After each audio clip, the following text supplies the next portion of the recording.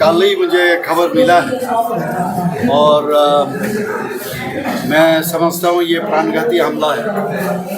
और जो बिपिन देव वर्मा हमारा जनरल सेक्रेटरी त्रिपुरा प्रदेश, और ये फ्रस्ट्रेशन से ये सब करते हैं।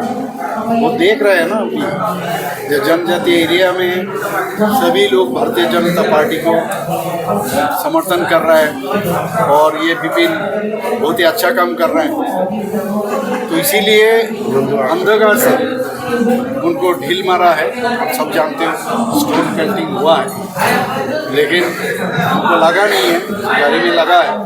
तो मैं समझता हूँ ये सब तो ये लोग करेंगे, लेकिन हम लोग रुकने वाला नहीं, हम लोग तो आगे बढ़ेंगे।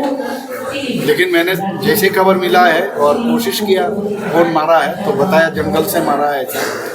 तो मैं ये कहना चाहता हूँ ये सब जो ये जो काम है, ये सब काम से दूर रहे तब अच्छा रहेगा, सबके लिए अच्छा है। और कोई अपना